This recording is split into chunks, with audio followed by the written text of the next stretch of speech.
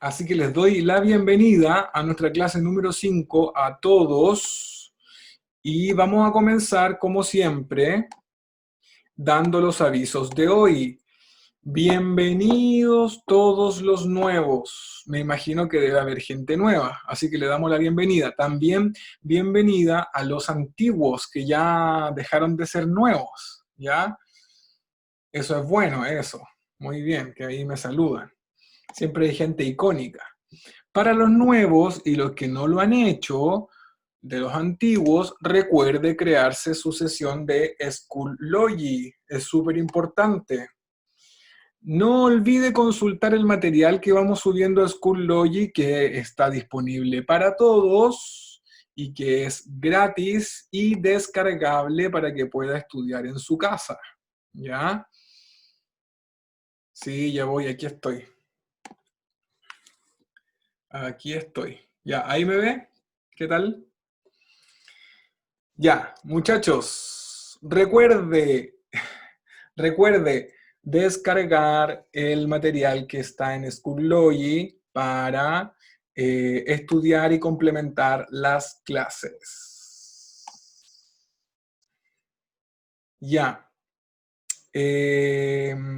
¿Hay inscripción para los electivos? No, hay inscripción ahora para el plan esencial.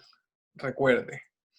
No olvide también suscribirse al canal de YouTube y compartirnos en sus redes sociales. Ya, muchachos, habíamos quedado nosotros en el contexto, ¿cierto?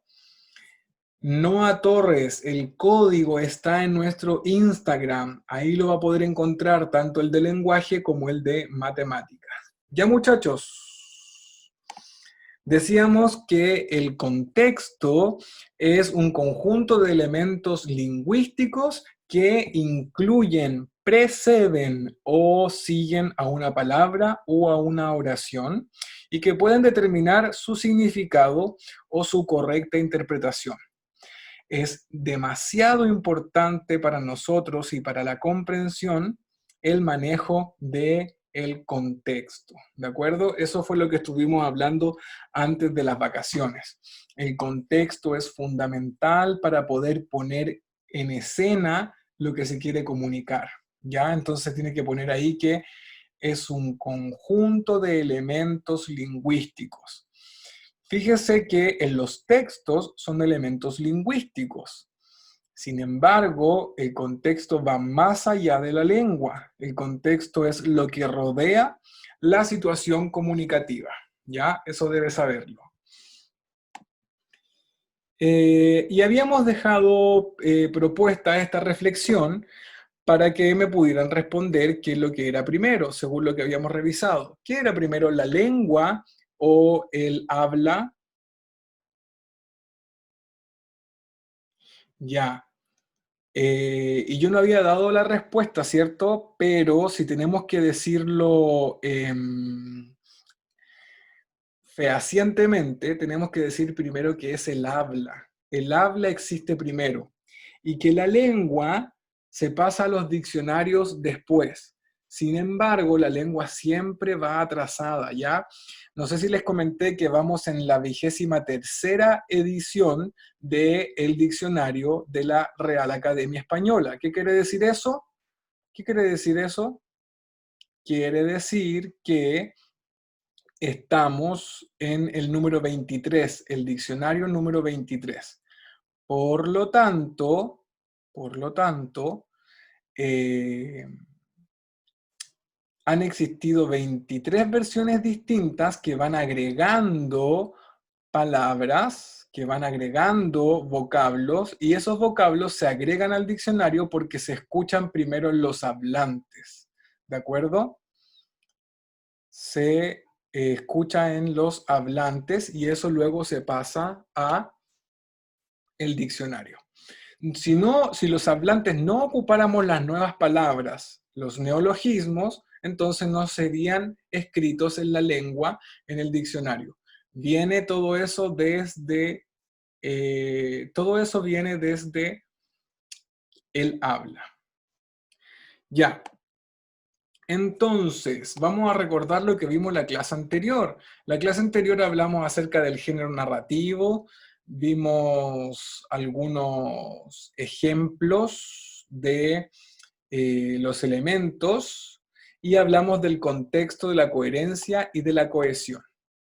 Y vamos a hacernos esta pregunta: ¿qué nos ayuda a mantener la coherencia y la cohesión en la redacción de un texto? ¿Ya? Cuando redactamos un texto, hay elementos que nos permiten mantener la coherencia y la cohesión, que fueron los dos elementos que nosotros estuvimos revisando la clase anterior. Uy, no lo recuerda. Muy bien, María José Vega, los conectores, por ejemplo. Y hay alguien que dice que, uy, no lo recuerda. Imagínense, tuvimos una semana de vacaciones y ya se lo olvidó. Ya, muy bien. Los conectores, primero, son elementos que nos ayudan a entender y a mantener la coherencia y la cohesión. Bien, Pabla Flores, los pronombres. El uso de párrafos. Cuando yo voy destinando la información en párrafos, también voy ordenando y entregando coherencia y cohesión al texto. Por supuesto que también la planificación de la escritura. La planificación de la escritura. Tener un objetivo claro. Eso también nos ayuda. Tener un objetivo claro, qué es lo que queremos entregar cuando vamos a escribir, o poder dimensionar qué es lo que el autor del texto nos quiere decir, ¿cierto? Cuando un autor escribe también tiene un objetivo claro. Y además, los marcadores discursivos. Todos estos son elementos que nos permiten llevar a cabo la coherencia y la cohesión. ¿Ya? Si no lo hemos visto, entonces lo estamos comentando.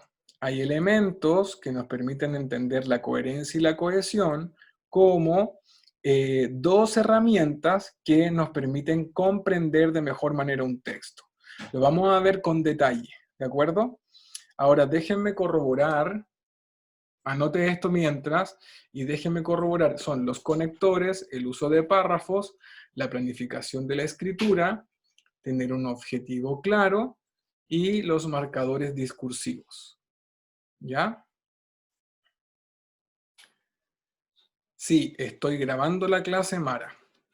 Déjeme corroborar lo de la clase anterior.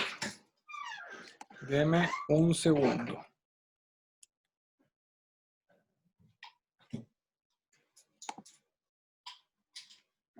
Vamos a ver.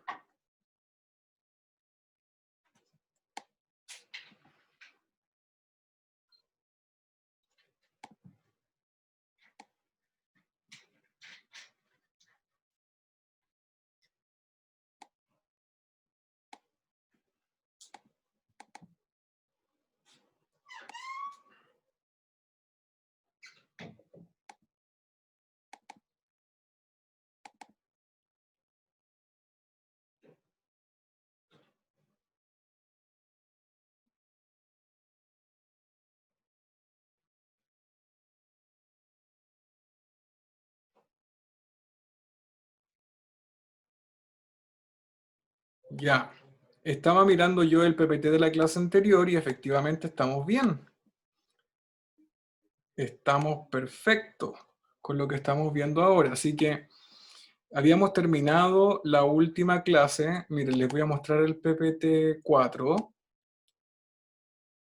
Habíamos hablado de sincronía y de diacronía y había quedado el tema de la denotación y la connotación y habíamos hablado del contexto.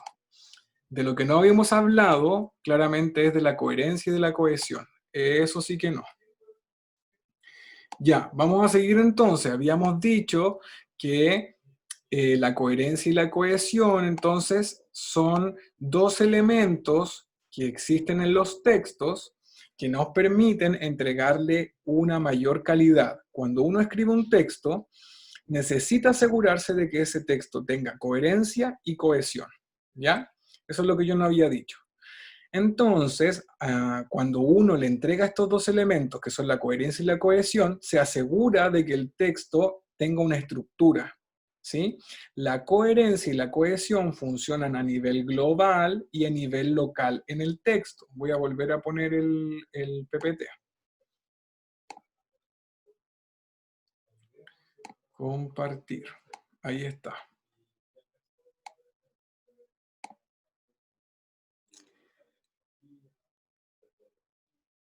Ya, así estamos. Entonces, la coherencia funciona a nivel global, ¿sí? Podríamos decir que la coherencia funciona a nivel de los párrafos, si ustedes quieren. En cambio, la cohesión funciona a nivel local. Entonces, si lo global son los párrafos, lo local son las oraciones, son las palabras, los vocablos, ¿sí? Cohesión significa unión, ¿de acuerdo? Entonces, esta lamparita que está aquí atrás mío está bien cohesionada a la pared, está bien unida, está bien pegada a la pared. Cuando hablamos de cohesión en los textos, que funciona a nivel local, estamos diciendo que los textos tienen las palabras y las oraciones bien unidas, bien pegadas. A eso nos referimos con cohesión. En cambio, coherencia no trabaja en medio de las palabras, sino que trabaja a nivel global. ¿Han visto cuando las personas le dicen que son poco coherentes? Oye, no, tú eres súper poco coherente. ¿Qué quiere decir eso? Quiere decir que dice una cosa, pero hace otra. Entonces, no tiene coherencia lo que dice. No, si no hay que mentir. Y es una persona muy mentirosa. Entonces ahí hay una incoherencia. ¿Se dan cuenta? Ya, entonces los textos, si yo en la introducción digo que voy a partir hablando acerca de los países de Europa, y en el desarrollo me pongo a hablar y a trabajar los países de América, eso sería un texto incoherente, ¿sí? Pero las incoherencias pueden ser muchas. Por ejemplo, los alumnos en cuarto medio todavía cometen incoherencias a nivel de género y número, aunque ustedes no lo crean. Cuando están escribiendo, por ejemplo, eh, cuarto medio, ojo, escriben incoherencias de género y de número. Entonces, en vez de decir, es bien ridículo el ejemplo que voy a dar, pero pasa mucho, en vez de decir los perros, dicen el perros. Y ahí hay una incoherencia de número. Y la incoherencia de género es llamar el sartén. Y es la sartén. De esas de género. ¿Se dan cuenta? Entonces, esas incoherencias se producen dentro de los textos. Por lo tanto, volvemos a retomar lo que estábamos conversando y decimos que para mantener la coherencia y la cohesión necesitamos algunos elementos que nos aseguran que estos dos textos, que estos dos fenómenos de los textos estén dentro de la calidad de cada texto que usted lea o que usted escriba. ¿Cuáles son los conectores? Tiene que ocupar conectores, tiene que ocupar párrafos para que haya coherencia, tiene que planificar lo que va a escribir, tiene que tener un objetivo claro y tiene que ocupar marcadores discursivos. Pregunta: ¿cuál es la diferencia entre un marcador discursivo y un conector? ¿No será lo mismo? ¿No será que el profesor me está chamullando? La Florencia Ortiz me pregunta por el chat, ¿para qué sirve la coherencia y la cohesión? Y Florencia, te respondo que sirven para entregarle calidad a los textos. Cuando tú escribes, le entregas calidad al texto. Ahora, cuando tú lees y hay coherencia y cohesión, sirve para la comprensión de lectura. ¿De acuerdo? Para eso sirven principalmente Florencia Ortiz. Ya. No son lo mismo, Camila Vera, los conectores que los marcadores discursivos. Por eso que los pongo dos veces, ¿cierto? Si fuesen lo mismo, los pondría en un solo ítem, pero no. A ver, la Francisca Cabello me dice, el marcador discursivo es como para diferenciar las partes del texto, inicio, desarrollo y final. Muy bien, Francisca. Los marcadores discursivos son partes de los conectores. Entonces, un marcador discursivo sería, vamos a comentar tres cosas. En primer lugar, en segundo lugar, en tercer lugar. Por un lado y por el otro. Para comenzar, para proseguir, para finalizar. Esos son marcadores discursivos y como dice su nombre, van marcando el discurso, ¿cierto? Vamos a dar dos argumentos, el argumento 1 y el argumento 2. Es para entregarle un sentido mayor, ¿de acuerdo? Sí, Nicolás Núñez, los marcadores discursivos podrían ser separadores del discurso. Ya, muy bien. También en las primeras clases, muchachos, nosotros habíamos propuesto esta reflexión. ¿Qué es lo que era cultura? ¿Qué es lo que era la cultura? ¿Cómo se relaciona la cultura con otros textos? ¿Qué entrega la calidad de literario a un texto? Y aquí les voy a dejar la primera tarea, ¿ya? Tienen que, para la próxima clase del día lunes, escribir en su cuaderno, escribir en su celular, una definición propia del concepto de cultura, ¿ya? Porque vamos a hacernos nuestra propia idea de qué es el concepto de cultura. Lo vamos a compartir y lo vamos a revisar en clase. Eso para el día lunes, ¿ya? Yo lo había propuesto, Carly, ¿sí?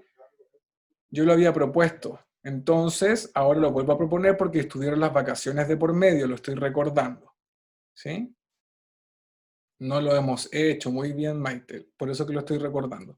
Entonces usted va a crear en 2 o 3 líneas una definición del concepto de cultura. Supongo yo que ustedes que están en tercero y en cuarto medio ya pueden responder eso, ¿cierto? No tan solo por las clases de literatura, de lenguaje, sino que también por las clases de historia, ¿sí? Tienen que hacerse una idea de qué es lo que es cultura. Y no se autoengañen buscando en internet, porque yo sé que lo que ustedes van a esbozar en un texto y que salga de su propia cabeza va a estar relativamente bien, ¿de acuerdo? ¿Sí? Así que, por favor, les voy a pedir que cuando escriban, lo escriban de su propia autoría. Eso lo vamos a revisar el día lunes que viene. Ya.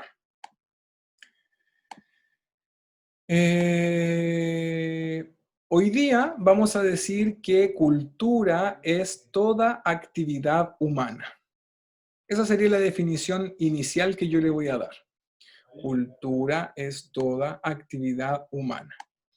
Y vamos a decir que, según el diccionario, es un conjunto de conocimientos e ideas no especializados adquiridos gracias al desarrollo de las facultades intelectuales mediante, por ejemplo, la lectura, el estudio o el trabajo. Ah, qué interesante lo que dice el diccionario, porque entonces una persona puede adquirir cultura mientras está trabajando, no tan solo mientras está estudiando. Por supuesto que sí. ¿Ya? Si entendemos la cultura como toda actividad humana, entonces una persona que trabaja y que no necesariamente ha ido a la universidad, también está creando cultura. Eso es lo que nos dice el diccionario en la primera acepción. ¿Se acuerdan que aprendimos lo que eran las acepciones de las palabras? ¿Se acuerdan o no? Ya, las acepciones son los diferentes usos que le damos a una misma palabra. Entonces, la segunda acepción que nos entrega el diccionario acerca del concepto de cultura es conjunto de conocimientos, ideas, tradiciones y costumbres que caracterizan a un pueblo, a una clase social, a una época, etc. Ahí hay una segunda definición. Entonces yo aquí le boicoteé la copia al diccionario porque no me puede poner lo mismo, porque se los estoy mostrando yo primero, ¿cierto? Entonces usted va a tener que hacerme su propia definición con lo que estamos estudiando aquí. Y yo como base le estoy proponiendo que el concepto de cultura es toda actividad humana. A ver, aquí vamos a leer el chat. Dice la Catalina Vargas Reyes. Profe, ¿la forma de pensar de un determinado pueblo podría ser parte de una cultura? Por supuesto. Claro que sí. Entonces, que nosotros seamos occidentales y vivamos en un mundo cristianizado, si ustedes quieren, es parte de nuestra cultura, ¿ya? Ser de Occidente.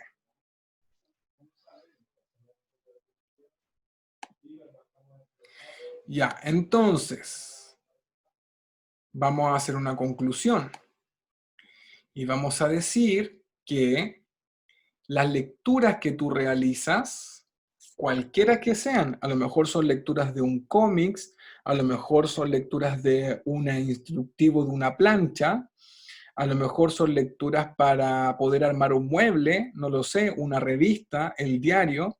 Todas las lecturas que tú haces, cualquier lectura que sea, eh, y las que van a ser evaluadas en la prueba de competencia lectora, son una porción de cultura.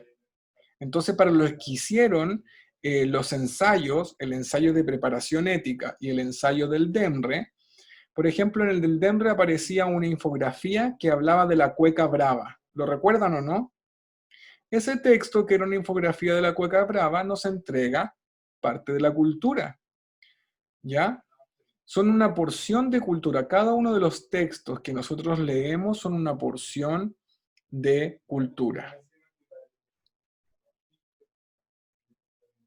Estos textos vienen de un determinado individuo con un determinado contexto de producción y también se reciben en un contexto de recepción que no necesariamente coinciden, ¿ya?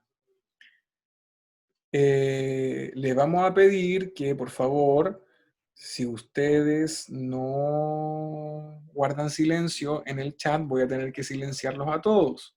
Y a mí no me gusta hacer eso porque me gusta estar siempre leyéndolos, ¿sí? Así que, por favor, enfoquémonos.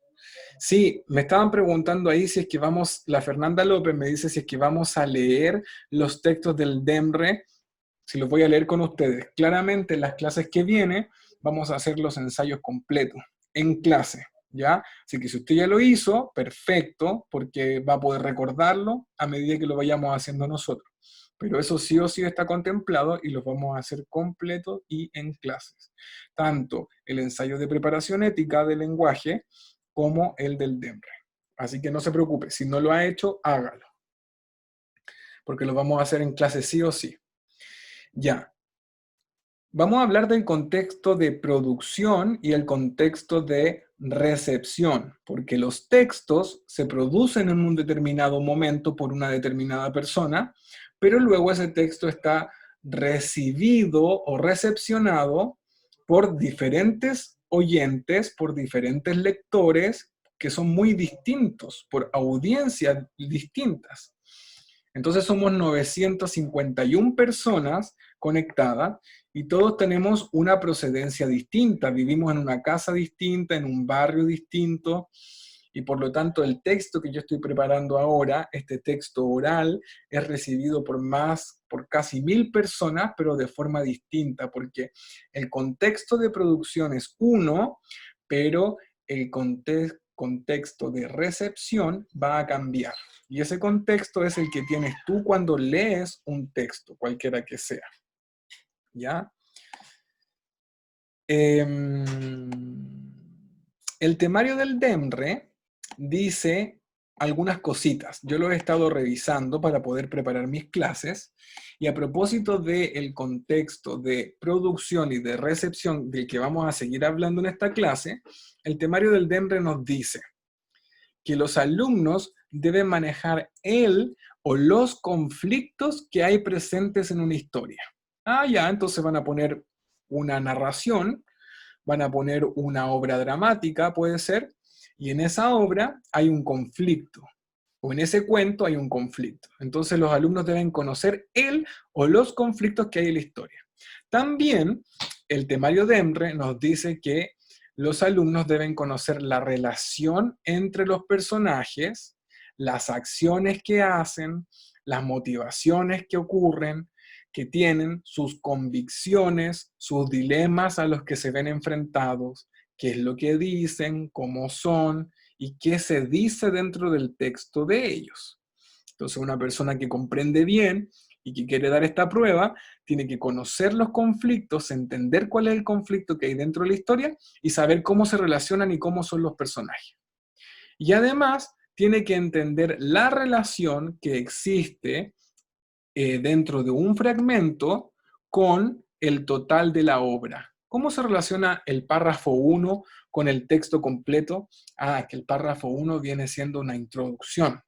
El párrafo 1 viene a situar la historia en un determinado tiempo, en un determinado lugar, ¿cierto? De eso se trata. Entonces, el temario nos pide que los alumnos que den la prueba sepan identificar estas cosas. Vamos a poner un ejemplo. Aquí dice, me hice el examen, dice el presidente, y resultó negativo. Como nosotros estamos hablando del contexto, yo tengo que, como estamos hablando del contexto, yo tengo que explicarles cuándo sucedió esto. Esto sucedió cuando se hicieron famosos las tomas de los exámenes al principio de la pandemia. Por favor, les voy a pedir que guarden silencio. Entonces abajo, el diario o el medio que es Mega pone Piñera por coronavirus en Mega Noticias Prime. Entonces lo que yo voy a hacer ahora es ponerles aquí al ladito de la imagen el diálogo que hay entre el presidente en la entrevista con Soledad Oneto, para que veamos con qué intención estamos haciendo esta reflexión. ¿Ya? Así que todos concentrados. Entonces, presidente dice, hay exámenes suficientes, pero el examen es solo para los que presentan síntomas, Soledad. Y la periodista Oneto le responde, ¿usted se hizo el examen, presidente? El presidente. Sí, Soledad, responsablemente fui y me hice el examen y salió negativo. Y la periodista, ¿presidente tiene síntomas? Presidente, no, afortunadamente no he tenido síntomas. Y la periodista,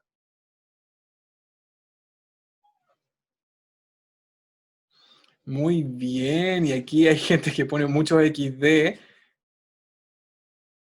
En fin, la hipotenusa pone Cielo Pérez. Exacto. Vicente Zapata, periodista, queda así como, bueno, pero entonces, ¿cómo es la cosa? ¿Qué es lo que está fallando acá en esta conexión, en esta conversación, en este diálogo? ¿Cuál es el elemento que falla? Muy bien, Camila Manríquez, la coherencia. Aquí vemos un ejemplo entonces de una persona incoherente. Incoherente en el discurso, ¿cierto? Hay una incoherencia porque dice que los exámenes son solo para las personas que presenten síntomas y que hay suficiente. Y él se hace el examen sin tener un síntoma.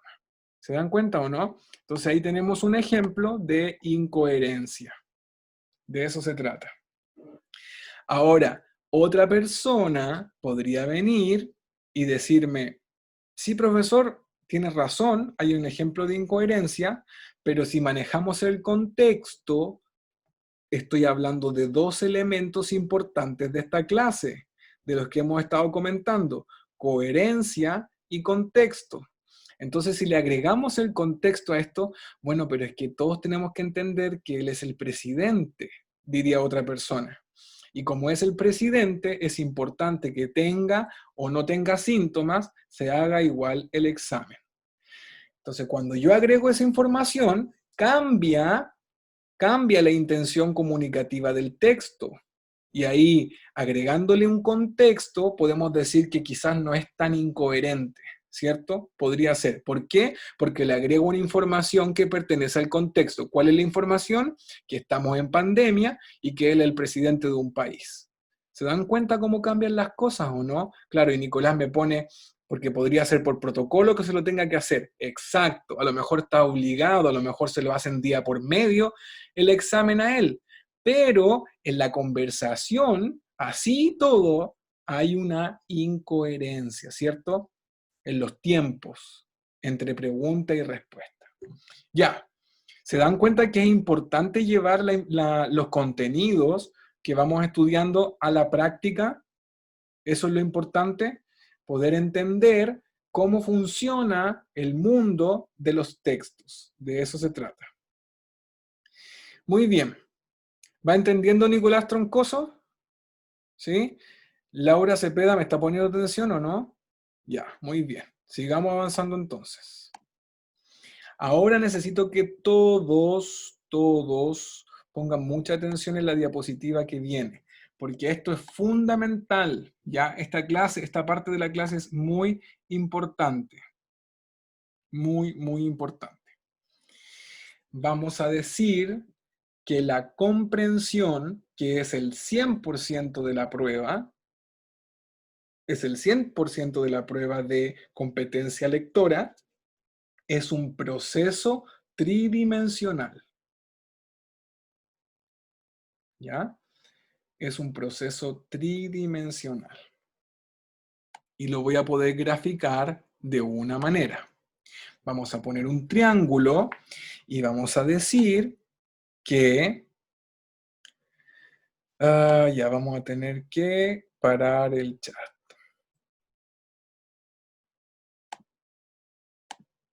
Ya, muy bien, para que todos pongan atención. Vamos a decir que este proceso que es tridimensional, ¿cierto? Es tridimensional, tiene por un lado al lector, o sea, a ti y a mí. Nosotros somos los lectores. También, por otro lado, tenemos al texto, que es lo que vamos a leer, la segunda dimensión. El lector, primera dimensión, segunda dimensión, el texto. Y tercera dimensión, el contexto, que es la palabra clave de la clase de hoy. ¿Ya? Entonces ahí tenemos tres dimensiones, lector, texto y contexto.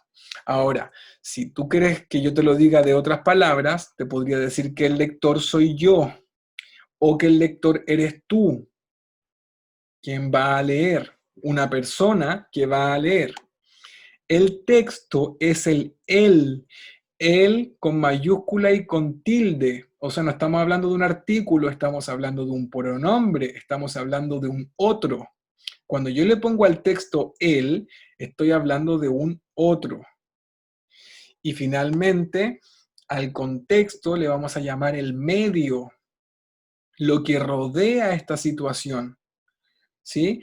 Entonces, la tridimensionalidad del proceso de comprensión de lectura involucra estas tres cosas. Una persona que lee, una persona que escribe, que en definitiva está presente en el texto que se lee, y un contexto que los envuelve, ¿cierto? Eso es la tridimensionalidad, un yo, un él y un medio que compartimos. Pero yo estaba hablando hace un ratito atrás acerca de el contexto de producción y el de recepción. Claro, el de recepción está en el yo, está en mí, que soy el lector, cómo yo recibo el texto. Porque no es lo mismo leer, por ejemplo, El Principito con 9 años y después volver a leerlo con 30 años y después volver a leerlo con 60 años. El texto no cambia, es el mismo libro, pero el lector sí que cambia, porque con 9, con 30 y con 60, esa persona ha cambiado su contexto. Con 9 era un niño, con 30 un adulto, quizás ya casado con familia, y con 60 una persona que ya ha vivido más de la mitad de su vida. Entonces, esas cosas van cambiando el contexto de recepción de una obra y el texto sigue siendo el mismo. La persona que escribió, en ese texto particular, se queda grabado lo que quiso decir en ese momento. Ahora, si la persona vive la que escribió, bueno, entonces también sigue avanzando. Y podemos ver, por ejemplo, la madurez de un autor cuando escribía cuando joven, y después de 20 años cómo sigue escribiendo, cómo ha mejorado o cómo ha empeorado, ¿sí? Y el contexto de producción es todo lo que envuelve esta situación comunicativa. ¿Por qué? Porque en definitiva, esta lectura que hace una persona es un verdadero diálogo, ¿ya? Tienen que entenderlo así. Y esto quizás no lo habían visto de esta manera. Entonces, cuando una persona lee un libro, está dialogando con otro, a pesar de que ese otro no le está respondiendo, si ustedes quieren, ¿ya? Pero se entiende que hay un diálogo por medio de un contexto. Y ese contexto pueden ser múltiples cosas, pero se relaciona directamente con la cultura. De eso se trata. Entonces, cuando yo junto estas tres cosas, lector, texto y contexto, aparece la comprensión. ¿Cuál es el problema, muchachos, de lo que estoy diciendo yo ahora para ustedes? El problema es que siempre han creído que la comprensión de lectura es bidimensional. Siempre han entendido que para poder comprender un texto tienen que ser ustedes, los lectores, con su capacidad, con su inteligencia, los que se enfrentan a un texto. Pero ustedes entienden el texto como letras, como información.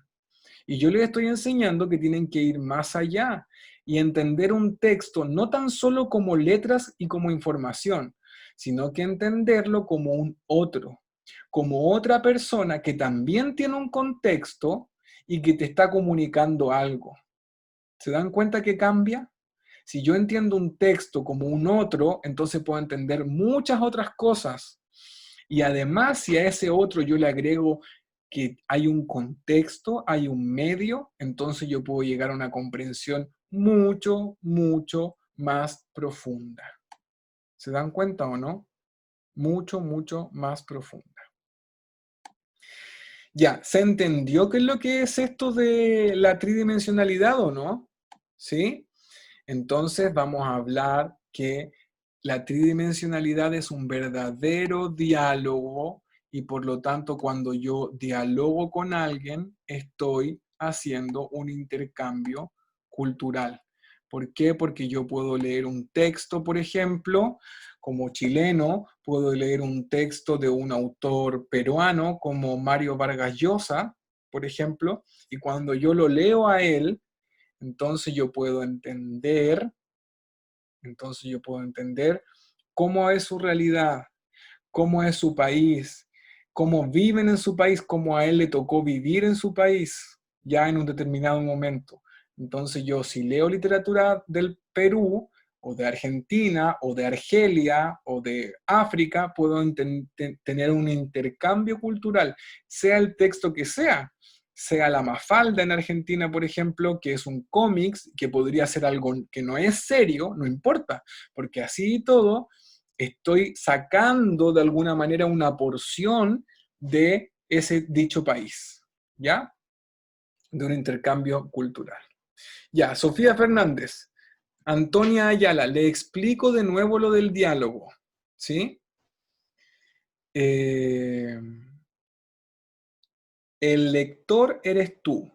Tú eres el que vas a dar la prueba. Tú eres el que tiene que tener comprensión de lectura. El texto está escrito por un otro. Por lo tanto, el texto no es solo una hoja con información. El texto son las palabras de otra persona. Por eso yo le pongo un él como pronombre, porque es el otro. ¿Ya? Entonces, supongamos que el Sebastián Romero, yo estoy leyendo un texto que el autor es Sebastián Romero. ¿Ya? Y él vive en una región de Chile. ¿Sí? Ahí me dicen, diga el autor. Sebastián Romero es un alumno que está en la clase ahora. Entonces él vive en una parte, en una región de Chile puntual y él escribió un cuento. Participó, por ejemplo, en Iquique en 100 palabras. Entonces me contó un microcuento sobre cómo se vive una situación particular de Iquique. Y yo, que soy santiaguino, leo el texto del Sebastián Romero y me puedo dar cuenta a través de ese texto que allá en Iquique se vive una realidad distinta a la que se vive en Santiago. ¿Por qué? Porque Iquique tiene playa y Santiago no, porque Iquique está en el norte, es más árido, hace más calor, en Santiago hace más frío, no tenemos playa, Santiago es más grande, Iquique es más pequeño.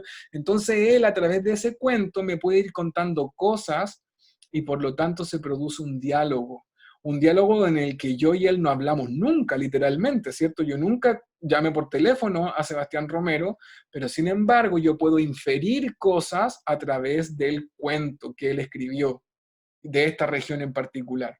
Y por lo tanto se entiende que si el lector y el texto son dos personas, lector y productor del texto, estas dos personas pueden dialogar y entenderse. ¿Sí? Entonces yo cuando leo Shakespeare, por ejemplo, estoy entendiéndome o dialogando con un inglés que me cuenta acerca de la realidad inglesa de tal y cual fecha o de tal y cual siglo. ¿Se dan cuenta o no? Entonces a eso le llamamos un diálogo. Por medio de este diálogo, entonces entramos en un intercambio cultural. Espero que haya quedado claro. Ya, ahora vamos a pasar a otro tema, ¿ya? Otro tema importante es el de la intratextualidad, extratextualidad e intertextualidad.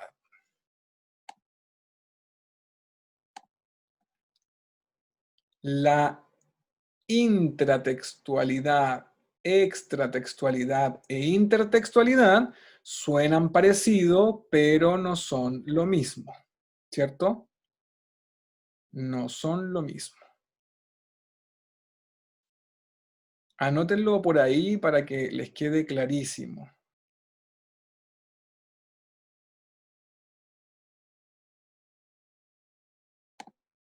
Anótelo y yo se lo voy a explicar ahora.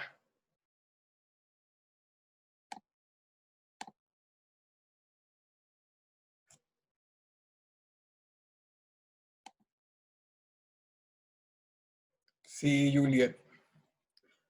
Vamos a explicarlo brevemente cada uno de ellos.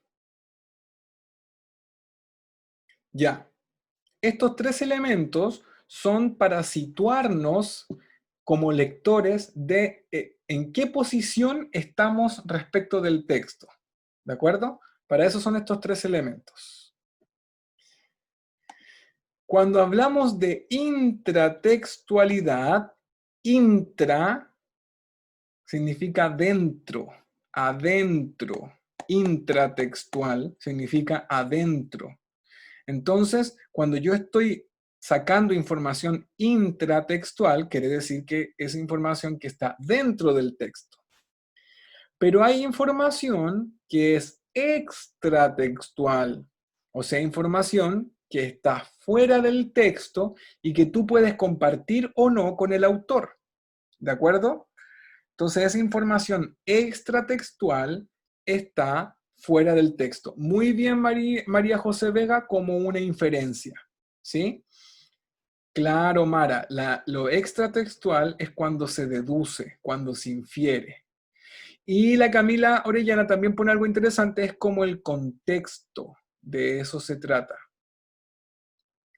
Estos tres elementos nos permiten situar la información que hay dentro de los textos. Para eso son, para situarnos. Hay información que es intratextual, que está dentro. Hay información que es extratextual, que está fuera. Y hay información que es intertextual. Intertextual. ¿Qué quiere decir inter? Entre. Por ejemplo, un vuelo internacional es un vuelo internaciones, entre naciones. Un vuelo internacional es entre Chile y Estados Unidos, por ejemplo. A ese vuelo que es internacional, le decimos internacional porque es entre naciones. Entonces, cuando hablamos de intertextual, es un texto que hace referencia a otro texto. ¿Ya? Eso es intertextual. Sí, vamos a dar ejemplos, Camila Vera. Y como es intertextual, entonces vamos a decir que se produce entre un texto y otro o entre un texto y otra cosa.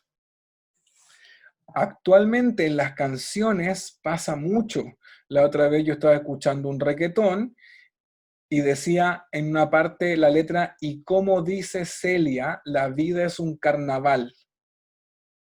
Entonces ahí tengo dos canciones que son dos textos y en uno que era el que yo estaba escuchando, dice, y como dice Celia, la vida es un carnaval. Entonces ahí hay una intertextualidad porque un texto está haciendo referencia a otro. ¿Y a cuál otro? A la canción La vida es un carnaval de Celia Cruz. ¿Se entiende? Eso es intertextualidad. Inter significa entre textos, uno u otro texto. Extratextualidad, que está fuera del texto. Intertextualidad, que está dentro del texto. ¿Sí? Muy bien. Vamos a seguir avanzando. Vamos a completar el esquema entonces, para que les quede más claro. Vamos a decir que intra es dentro, extra es alrededor o afuera, y inter es entre los textos, alrededor o afuera, extra, y el intra es dentro de los textos. Miren, aquí vamos a ver un ejemplo súper interesante para que quede más claro. El escritor español famosísimo del siglo de oro español, Gustavo Adolfo Bécquer, escribió muchos poemas. Y la rima 21 dice así, lea conmigo. ¿Qué es poesía mientras clavas, dices mientras clavas en mi pupila, tu pupila azul? ¿Qué es poesía? Y tú me lo preguntas, poesía eres tú. Eso escribió Gustavo Adolfo Bécquer en el siglo de oro español y le puso rima 21. Lo voy a leer de nuevo. ¿Qué es poesía? Dices mientras clavas en mi pupila tu pupila azul. ¿Qué es poesía? Y tú me lo preguntas, poesía eres tú. ¿Ya? Ahí hay un texto y hay información en ese texto que está dentro del texto, pero yo le dije algunos datos que están fuera del texto, como por ejemplo el título y por ejemplo el autor, y por ejemplo que este autor es español, y por ejemplo que este autor es del siglo de oro español. Entonces, con esto yo estoy diciendo varias cosas respecto de lo que está fuera del texto. ¿Se dan cuenta o no? Respecto de lo que está fuera del texto. Ya, ahora les voy a mostrar otra imagen. Miren esta otra imagen. Me imagino que varios han visto esta imagen antes, ¿o no? Sí, bien, ahí me dice La Paz Muñoz que la ha visto. Es una bandejita, ¿ya? Una bandejita con un corazón, con un monito que se llama Mr. Nobody, para los que no lo conozcan. Así se llama el corazón, Mr. Nobody, porque no tiene cuerpo, ¿ya? Y dice, y tú me lo preguntas, antipoesía eres tú. ¿Quién fue el creador de este segundo texto que está aquí en la bandejita? ¿Quién fue el creador? Muy bien, Nicanor Parra, el antipoeta, ¿cierto? Fue Nicanor Parra. Y él se proclama a sí mismo como el antipoeta. Entonces, cuando escribe esta bandejita y dibuja su Mr. Nobody y pone, y tú me lo preguntas, cambia la palabra y dice, antipoesía eres tú. Este texto de la bandeja hace una alusión directa al texto de Gustavo Adolfo Bécquer. Y si tú no conocías el texto de Gustavo Adolfo Bécquer que define qué es lo que es poesía según él, ¿qué es lo que es poesía según Gustavo Adolfo Bécquer? Es la mujer, la enamorada. Es tú, ¿cierto? Y tú me lo preguntas, poesía eres tú. Ah, entonces la visión que tiene Gustavo Adolfo Bécquer de qué es lo que es poesía es la inspiración, y en ese caso es su enamorada, su mujer, su pareja, podemos entenderlo, todo esto lo estoy infiriendo. Entonces Gustavo Adolfo Bécquer da una respuesta para lo que es poesía. Y viene muchos años después, mucho tiempo después, en otro contexto, no en España, sino que en Chile, un poeta que se hace llamar antipoeta y que no escribe poesía tradicional como la de Gustavo Adolfo Bécquer, sino que escribe estos artefactos poéticos que van en una bandejita, en una madera, que ocupan artefactos, que ocupan objetos, y dice, y tú me lo preguntas, antipoesía eres tú. Entonces aquí estamos en presencia de una intertextualidad, una relación entre dos textos, uno del siglo de oro español y uno de la literatura contemporánea chilena, de Nicanor Parra. ¿Se dan cuenta? Entonces aquí, al igual que el reggaetón que dice, y como dice Celia, la vida es un carnaval, hay un guiño a otro texto. Solo que este es mucho más difícil entenderlo, porque si yo miro la bandejita solo con el dibujo y no conozco a Gustavo Adolfo Bécquer y su rima famosísima, la rima 21, entonces yo no puedo hacer la relación entre los dos textos. ¿Se dan cuenta? Entonces ahí, ¿cuándo yo lo puedo entender? Cuando manejo más información, cuando conozco más, ¿qué cosa? El contexto, ¿sí? La literatura en este caso. La antipoesía al poeta, Nicanor Parra, a Gustavo Adolfo Bécquer, etcétera, etcétera. Todo lo que sea el contexto que va dentro de esta situación comunicativa. Entonces podríamos decir que estos dos textos son o representan una intertextualidad, así como un viaje internacional entre dos naciones, aquí entre dos textos, entre dos autores. Y por lo tanto también puedo asegurar que aquí hay un diálogo, ¿sí? Hay un diálogo entre dos textos, como es lo que veníamos diciendo. Hay una comprensión, un proceso de comprensión. Creo que con este ejemplo queda muchísimo más claro lo que es la intratextualidad, extratextualidad y la intertextualidad. Muy bien. Esto es intertextualidad entonces, entre textos. Vamos a decir más precisamente que Gustavo Adolfo Bécquer es un poeta español que nació en Sevilla en el año 1836, que es un poeta romántico porque pertenece a la literatura romántica y que se escribió en 1868. Todo lo que acabo de decir es perteneciente a lo intra, extra o intertextual. Esa información que acabo de agregar.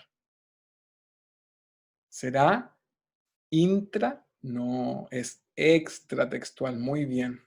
Es información que está fuera del texto, pero que sin embargo, estando fuera, perteneciendo al contexto, me ayuda a llevar una mejor comprensión de lo que se está diciendo dentro del texto.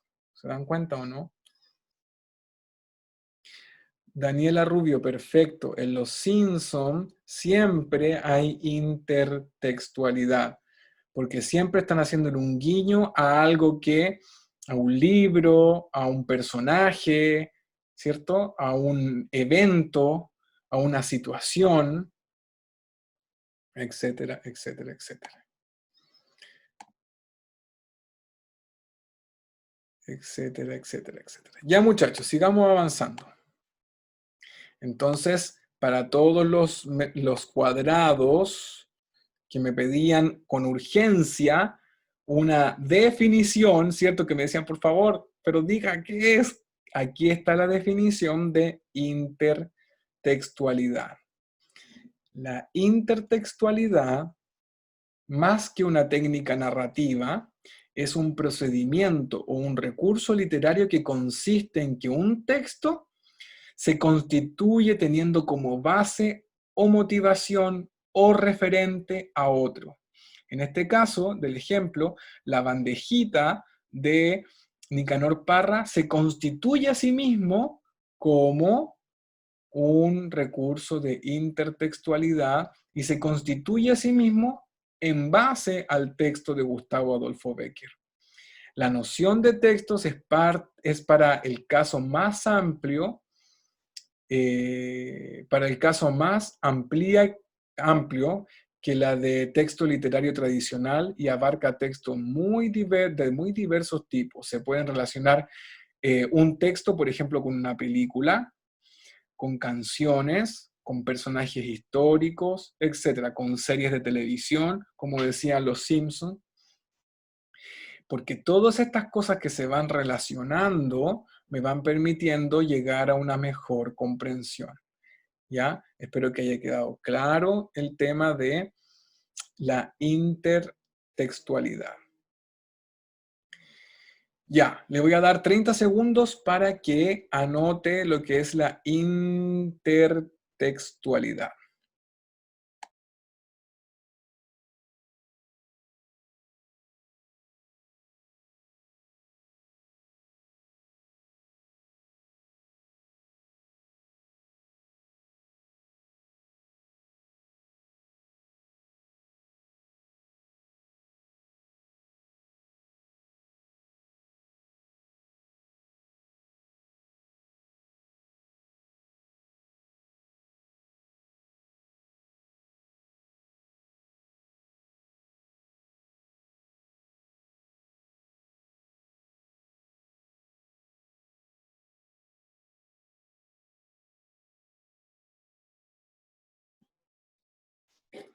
Ya, muy bien. Vamos a seguir avanzando.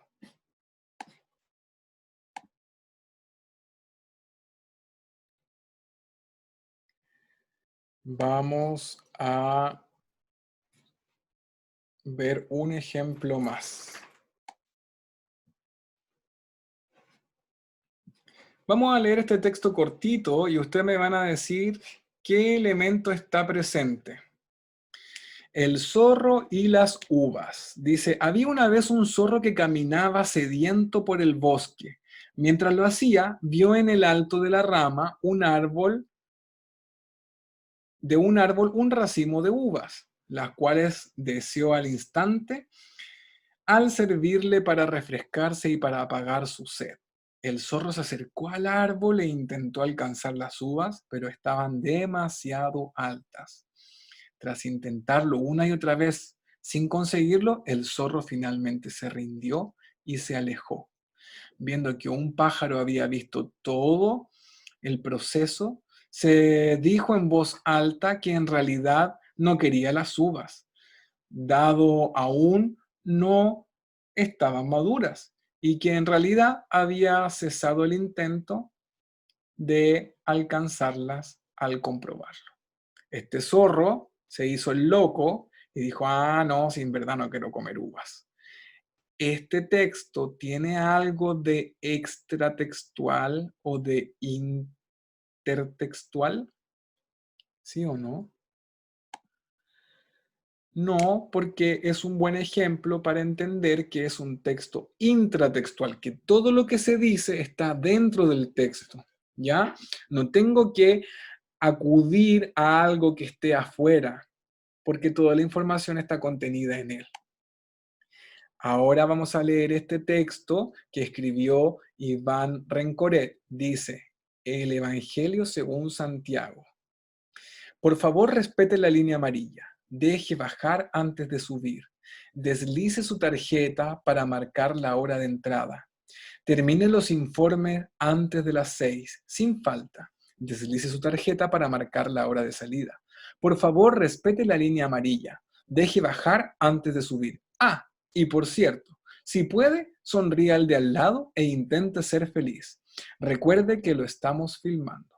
Iván Rencoret, 26 años, La Florida. ¿Este texto es igual al anterior? No. ¿Por qué? Porque para entender este texto necesito mucha información extra. Perfecto. Muy bien. ¿Por qué? Este texto más bien se maneja en el ámbito de lo extratextual, porque yo, si no he andado en metro, se me va a hacer más difícil entenderlo. Tengo que echar mano a lo extratextual. ¿Se dan cuenta o no? Por ejemplo, tengo que haber sabido lo que es la Biblia, porque fíjense que el título dice el Evangelio según Santiago. Ah, entonces los curitas dicen en la iglesia Evangelio según San Mateo. Y dicen lo que tienen que decir, ¿cierto? Leen la Biblia. Hay que hacer una relación con la Biblia. Hay que saber acerca del metro de Santiago, ¿sí o no? ¿Por qué? Porque los que andan en metro o los que andamos en metro, sabemos que hay una voz que dice, por favor, respete la línea amarilla, deje bajar a la gente antes de subir. Entonces hay que hacer una relación con el metro. Hay que también conocer Santiago para poder entender que hay una doble lectura entre el Evangelio según Santiago, el santo que aparece en la Biblia, Santiago, y también que se hace referencia a la ciudad de Santiago, capital de Chile. Entonces estoy haciendo relaciones con lo extratextual, con lo que está afuera. Y no estoy hablando de este Santiago que es el santo que ruega, ¿cierto? Sino que estoy hablando de Santiago de la ciudad.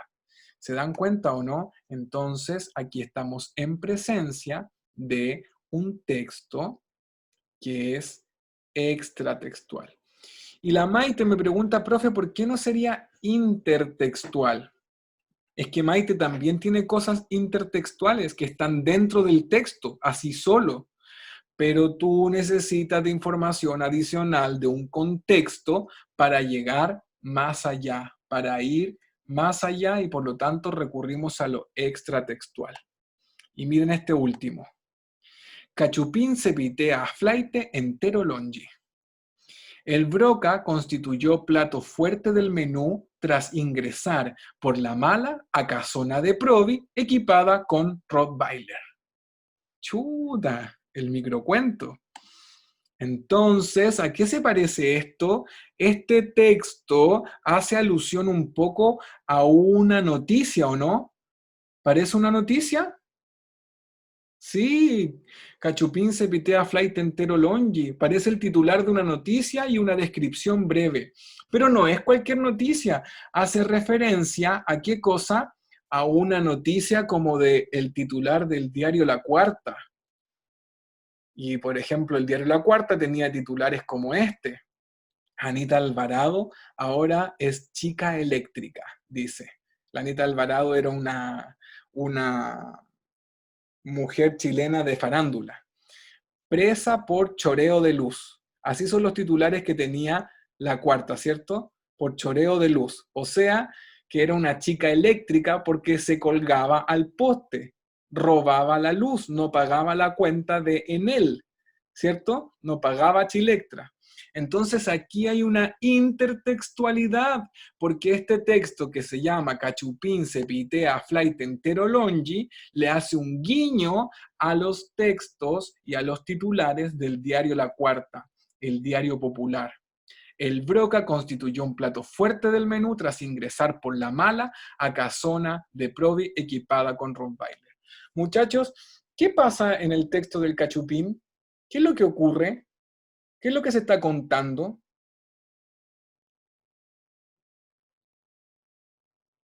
Muy bien, a ver, se está contando un robo, ¿cierto? Que entraron a robar, dice Michael, y que había un perro, un intento de robo. Perfecto, Valentina, fuiste más precisa aún. ¿Se logró el robo o no?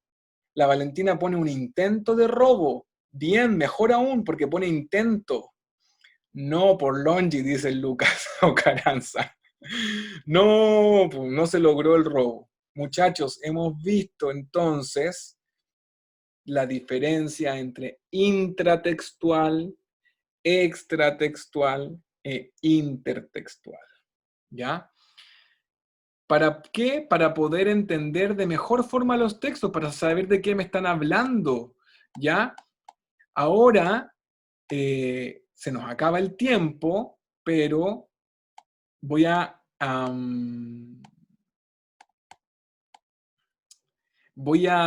decirles que la próxima clase vamos a hablar de la diacronía y de la sincronía. Pero lo importante de esta clase es que le haya quedado claro la diferencia entre lo intra, extra e intertextual. ¿Sí? Sí, Simón, de eso vamos a hablar la próxima clase. Ahora, le voy a colgar esta clase entre hoy día y mañana en Schoology para que la pueda buscar. Gracias, Anaís. ¿De acuerdo? Para que la puedan buscar y para que puedan repasar lo que quizás no quedó claro. Les voy a pedir que no olviden compartirnos en las redes sociales, suscribirse al canal de YouTube y colaborar, ¿ya? Para que haga su transferencia. ¿Dónde encuentra el código? Me pregunta nuevamente Constanza Briones. El código de Schoology está colgado en una publicación de Instagram.